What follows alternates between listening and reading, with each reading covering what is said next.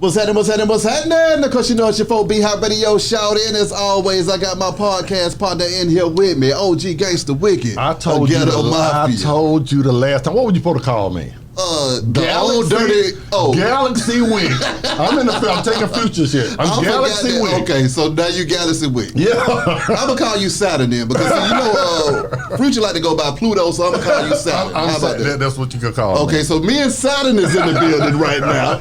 Okay, right now though, we got some guys, Wick. They got a hit ATL comedy TV series going crazy right now as we speak. I'm talking about the Green Brothers. I'm talking about the show The Urbans. What's good with it, fellas? Hey man, hey, it's you one of the hottest things out right now. We just glad to be here, man. No, well, I'm glad to have y'all in here, man, because after sitting down and marinating on that television show, man, I realized that independence is still going strong out here in these streets, man. That was probably one of the most important things to us. Talk to me. You know, we had offers to do something with certain platforms, but my brother and I said, you know what, we kind of like the control of this whole thing. Let's do that. Yeah, it was exciting. It was exciting at first to be shopped at some of the majors because after people started to get excited about it, our distributor wanted to pull back and say, hold up, let's not just put this in, let's see what the big boys have to say about it. And at first we were excited about that. But then over time, like the next day, it was like, you know, we really like to keep it like this because what you see on the shelf now from us, like that's all us. Nobody's stepping in between anything like that. So yeah, the independent route, you know, we love it like that and people are feeling it. As far as television and film, how did y'all get into the game? What was it that made y'all say, you know what, let's get these cameras, let's get these scripts, and let's get these casts and get the party started out here? We edited a video a while back. We had an artist that we were working with, and she had a video shot, and then we got the video back, and we were like, "That's cool. You know, there's a couple of things we can do in there to, you know, let's chop it up a little bit, see if we can make it a little more exciting." And we did that, and we liked it. So I think we can do this. And the fact that you can, you know, you can implement music, visual, sound, story, and people can pay attention to you for a longer period of time.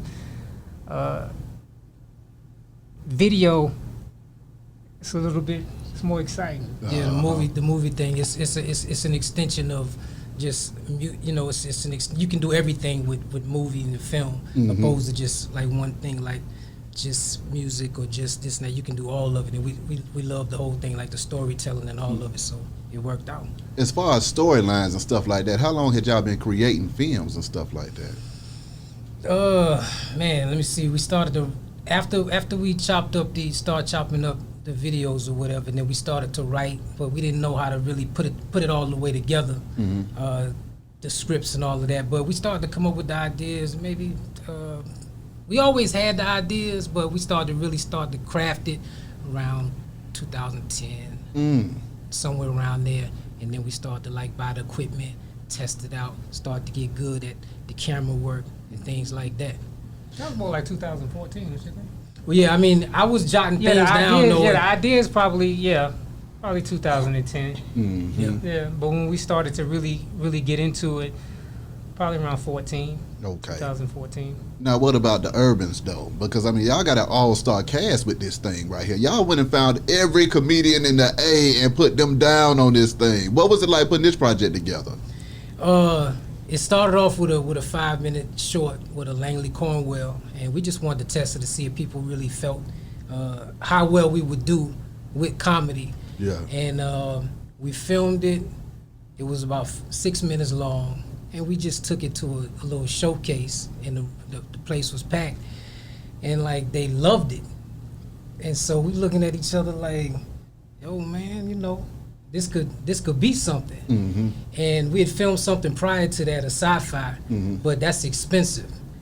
And once that was over with, that was expensive. And so we said we need to develop something to where we can keep doing it. We can do 1 episode, 2 episodes, 3 episodes, and we can shop. I mean, we can put it out there and we can continue to build on it and build on that brand. And that's when we decided, let's go ahead and do the Urbans. Okay. Yeah, we actually took we filmed the sci-fi and we took that over to France because they have MIPCOM over in France. You know where they do the. You know about MIPCOM? I don't know about it, but it sounds MIPCOM crazy is where as hell. MIPCOM is where they do international. It's an international. It's where territories from all over the world meet up to they do licensing for films and TV. And so they all get together for like 1 week in this big hotel in Cannes. It's Cannes, right? Yeah. Cannes, France. They clear out this hotel, and you have to pay for like booths and things like that. But they have managers, they have filmmakers and finances, and everybody get together there. So my brother and I, we got a booth there, and so we started. Yeah, it was. I already know. Yeah, so we got a booth there, and you get to set up your set up your booth, and then you can kind of play your stuff or whatever.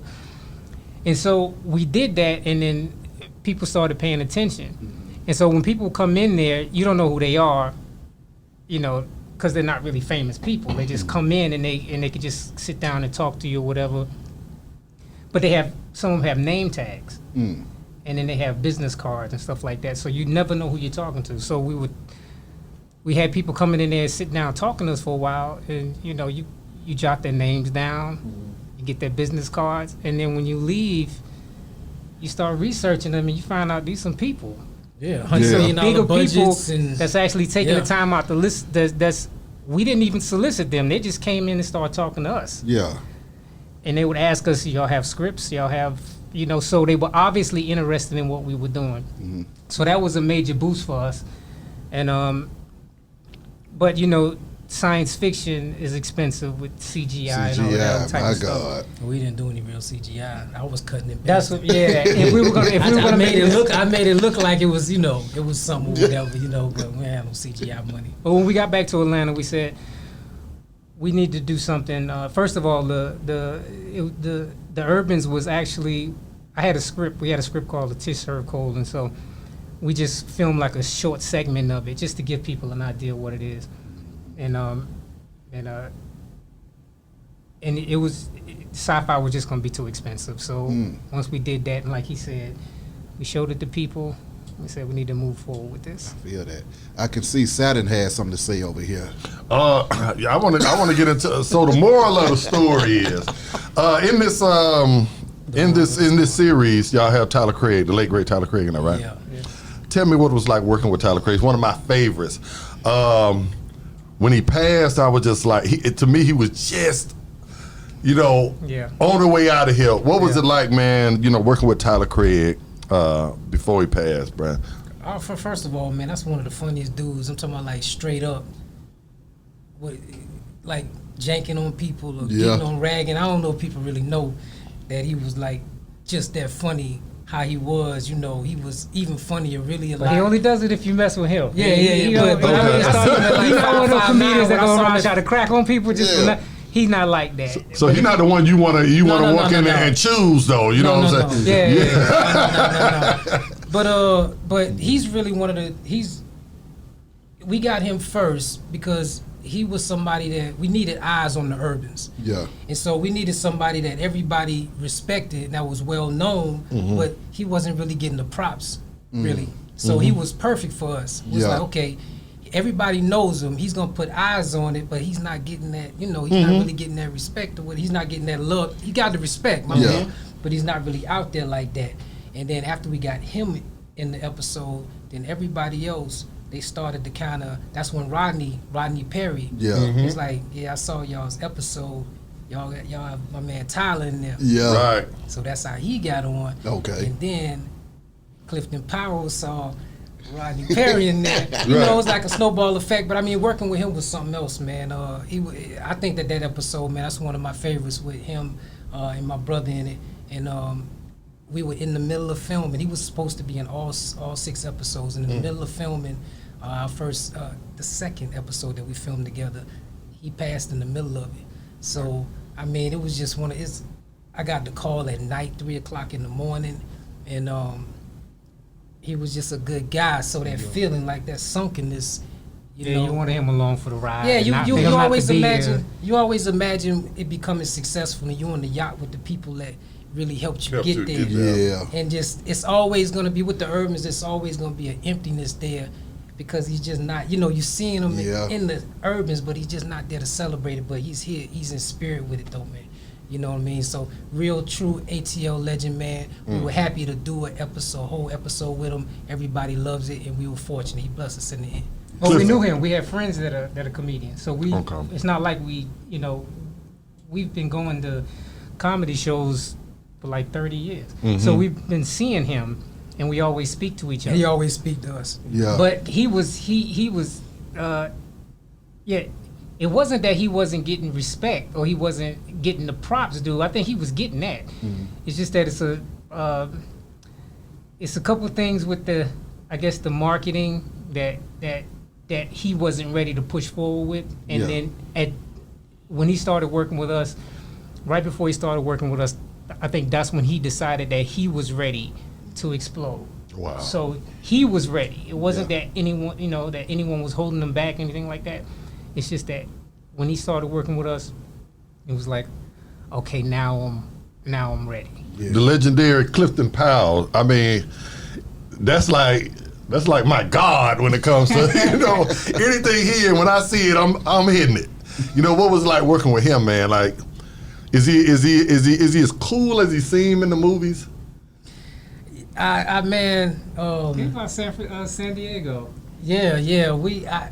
It's funny because we were at the San Diego Film Festival and we were nominated for an award, and he was up for Best Actor, whatever. And San Diego Black Film Festival is a large film festival. It was packed, and he was like the biggest dude there as far as celebrity wise. He was going through there, and I'm like, that's Clifton Powell. Right. You know, everybody know him. Right. You know, that's Clifton Powell. Right. Yeah. And so we didn't get a chance to showcase the Urban. Something happened technically. And so during the awards banquet, they sat us at the table with Clifton. Right. Right. This is before before the Urbans and all of that. They set us at the table with them, and I was just trying to take selfies and take pictures of my brother at the table and get Clifton in the frame. Right. You know what I'm saying? Without him knowing it. Right. just so people know. Right. We're in the building. Right. He does me like that all the time. I just wanted people to know that we were at the table. Right. You know what I'm saying? With somebody like that. Not even speaking to him. I get it. Just we in the same spot, and to think we up in here. And to think 6 months later he was gonna be in the Urbans. So at that particular time you didn't even know that he was going. Wow. No. So how did he wind up in there? Well, we filmed Rodney in about 4 months. Rodney Perry? Rodney Perry. We filmed Rodney Perry, and then we wanted a radio DJ to do an episode. And we had an episode where I'm going to a radio station, and we were trying to find a DJ, a personality. So we was looking at different people, some big names, but Clifton lived in Atlanta. So we just threw our hat in the ring, man. Said, you know what? Let's reach out to this dude, man, and see. So our representative reached out to his. Yeah. And he said, you know, y'all got my man Rodney Perry in there, you know. So thank Rodney Perry. You know, that's what he said. Thank Rodney Perry, and you know, that's how we was able to get him in. You know, something with a that I'm picking up from you guys, because I want to shoot a little movies here and there. But I'm picking up, once you get that one person that people respect, like you said, like Tyler Craig or this person, it kind of snowballs effect. Because every time you say, well, since you got this person in, since you have this person in, so I'm gonna put that in my tactical toolbox. I'm with that, but Bernadette Stanis, y'all got Thelma in this thing. Yeah. How did y'all pull that one off? And I mean, was that just something personal that y'all had to get done? We were excited about that one, man. We was excited about that one. We had an episode. We had written an episode. And the episode is which one is that? The psychic episode. It was a psychic episode, and so we wanted someone to play a psychic, and so one of our co-producers, Naomi Moy, she knows Bernadette, and so we reached out to Bernadette. She reached out to Bernadette, and we pitched that one to her, the psychic. Yeah, you know, but it wasn't gonna be a repeating character. It was just gonna be, just one and done or whatever. And so, after we were talking to her, we started to kind of vibe a little bit, and we was like, you know what? What if you did more episodes with us? But she actually wanted. She didn't really want to do. I don't think they wanted to do one either. But yeah, we started to explore. I think they like the idea of being more involved. Yeah.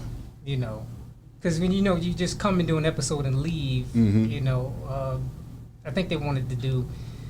To be a little bit, I think they liked what we were doing. Yeah. And she's not gonna be Thelma from Good Times in the Urbans. Yeah, we're trying. She owns an ice cream parlor called the Furry Peach. Yeah. The Furry Peach. The Furry Peach. That's the name of her ice cream shop on Urban Avenue. So it's a little, the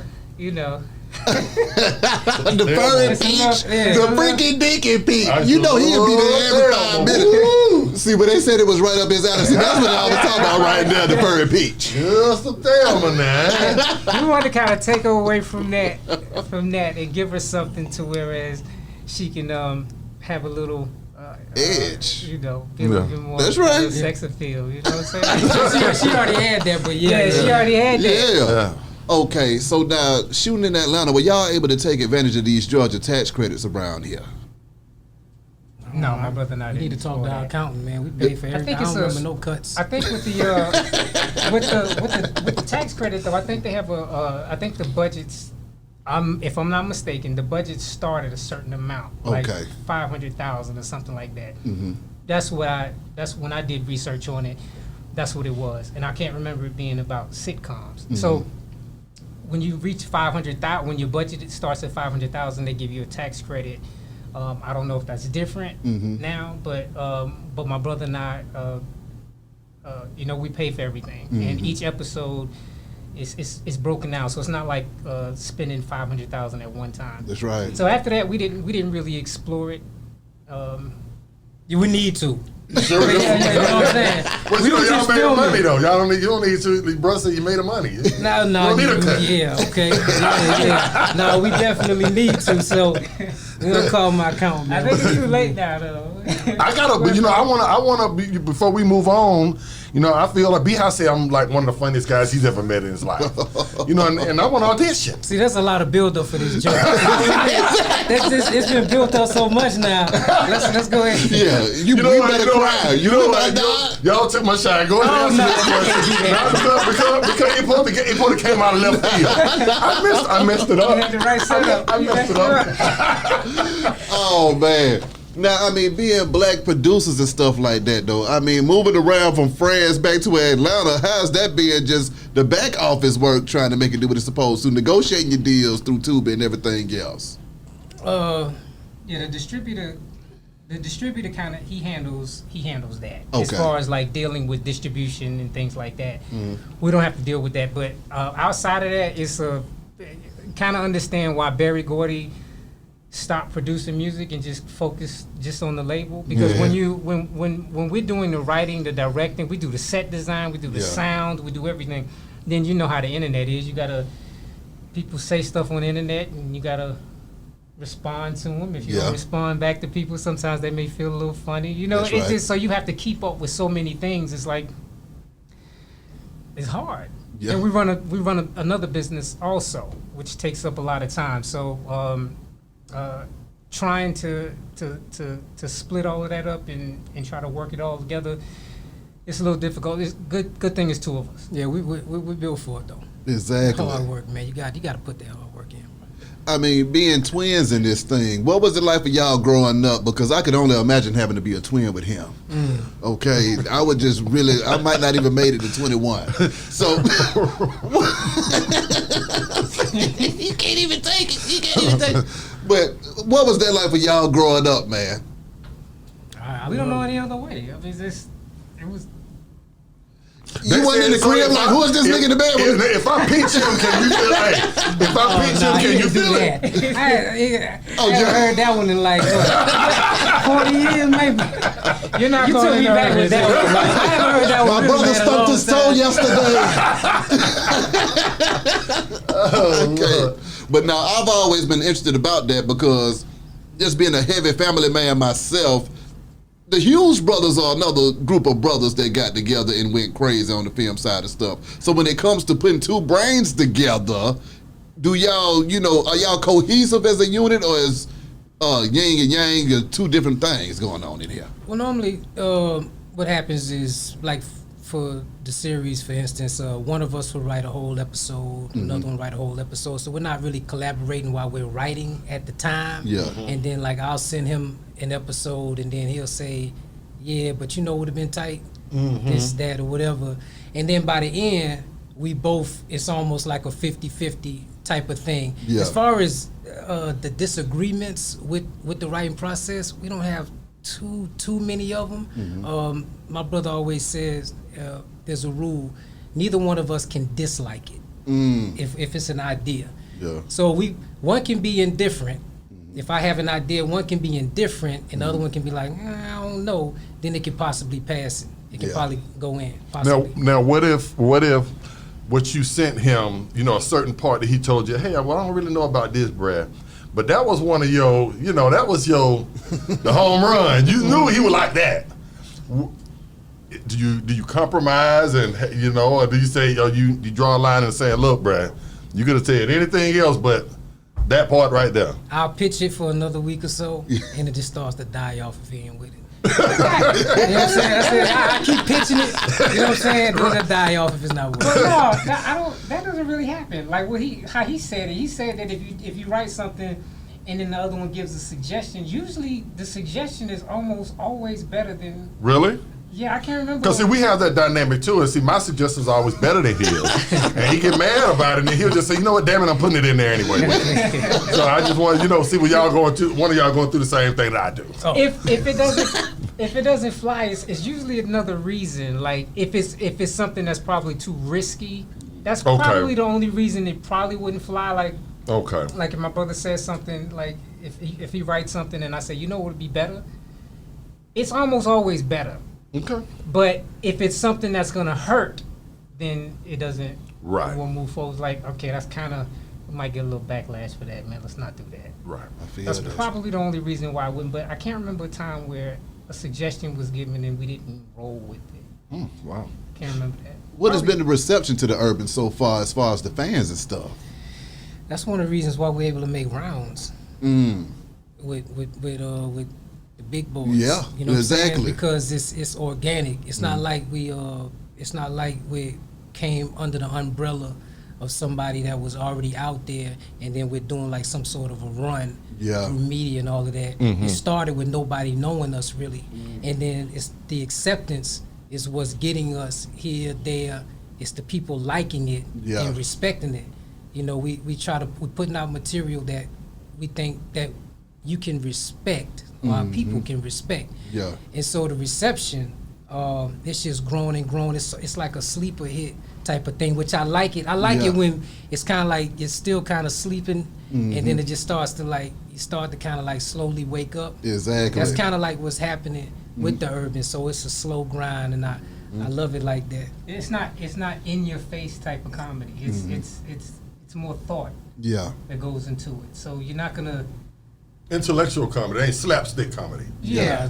So you're not gonna be like some of my favorite comedians are not the ones that have my gut busting. Yeah. No. My favorite comedians are the ones that I can sit there and kind of just laugh at because I'm thinking at the same time of what they're saying, and it's kind of like that. Dave Chappelle is great at that. Yeah. Right. Think. Right. The Clifton Powell episode. That's what everybody's talking about. Just when you were asking about it. Clifton, everybody's talking about the Clifton Powell episode. I'm not saying that the character is going to take over the pinky. I'm not saying, but check out episode 1 of the Urbans with Clifton Powell. It's giving them a run though. We think so. I think so. Yeah. Oh, that's right. Now, lastly, fellas, what y'all got coming up next? Are there any other things that we need to know about that y'all got on the horizon? Well, next season that's gonna keep us pretty busy. Okay. But, we're also big fans of the Wi-Fi. I mean, not the Wi-Fi. Sci-fi. Yeah. Yeah. The sci-fi in the thriller space. With you. We love writing that. Yeah. So we're gonna have that on deck. So this is gonna be the flagship, the Urbans. Gets everybody's attention, and then we start to put out the other types of material. On that sci-fi, I got a great idea. Like we can make him a zombie, and I'm the zombie killer. You see what I'm saying? He need to be. No, you need to be the zombie hater. He need to be the more of a first zombie person I hater take than a out. killer. You see what I'm saying? Yeah, he need to be the first one I take out. You know what I'm saying? A fresh dressed zombie and a zombie hater. I don't like your outfit, nigga. Hey, there, zombie. You know, let me get up out of here, man. This man right here. Beehive Radio, shouting. OG Gangsta. I forgot my white man, black man, Jew man joke. You didn't want it? Give it to us. You know what? Exactly. He just said something that hit me. He said, you know, if it's not going to be good for business, then save it. So I'm gonna save that joke right there. Oh, what the? Hey, man, you almost at 100 million, right? Views, yeah. Yeah. So I think you're about 7 million away. Yeah. Okay, so we need this one needs to go 7. We need 7 million views on this one. Martin Luther King Day with 7 million views, we push it to 100 million. I'm here for it. Hey man, let's make that happen. Let's get it. The Green Brothers, that's what I'm Wicked, talking Beehive about. Radio, shout it. I'll let y'all in a minute, man. We go.